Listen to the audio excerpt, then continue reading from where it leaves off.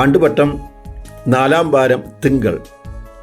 തിരുവചനം: പിശാചു ബാധിതനും പന്നികൾക്കും സംഭവിച്ചത് കണ്ടവർ അക്കാര്യങ്ങൾ ജനങ്ങളോട് പറഞ്ഞു. തങ്ങളുടെ പ്രദേശം വിട്ടു പോകണം എന്ന് അവർ യേശുവിനോട് അപേക്ഷിച്ചു. മാർക്കോസിൻ്റെ സുവിശേഷം 5-ാം അധ്യായം 16-17 തിരുവചനങ്ങൾ. കച്ചവടവും ത്രാസും ഒരുമിച്ച് പോകും. കച്ചവടക്കാരൻ ത്രാസിൽ സാധനങ്ങൾ തൂക്കുന്നത് പോലെ നാം മനുഷ്യരെയും ത്രാസിൽ തൂക്കാറുണ്ട്, മനുഷ്യരെ വിധിക്കാറുണ്ട്. നാം വിലയിട്ട മനുഷ്യരെ ഇഷ്ടപ്പെട്ട് സ്നേഹിക്കുന്നു, നാം വിലയിട്ട മനുഷ്യരെ വെറുക്കുകയും ചെയ്യുന്നു.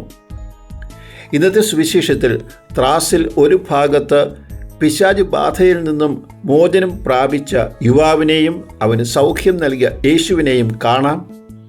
മറുഭാഗത്ത് പിശാച് ആവസിച്ച് കടലിൽ ചത്ത പന്നികളെയും കാണാം.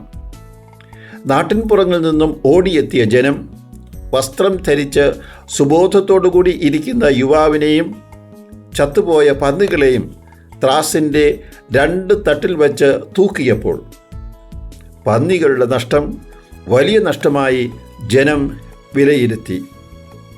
ഈശോ ഗ്രാമത്തിൽ തുടർന്ന പിശാച് ബാധിതരായ കൂടുതൽ പേർക്ക് സൗഖ്യം കിട്ടുന്നതും അതിൻ്റെ പരിണിത ഫലങ്ങളും മനസ്സിൽ കണ്ട ജനം തീരുമാനമെടുത്തു. യേശു തങ്ങളുടെ ഗ്രാമം വിട്ട് പോകണം.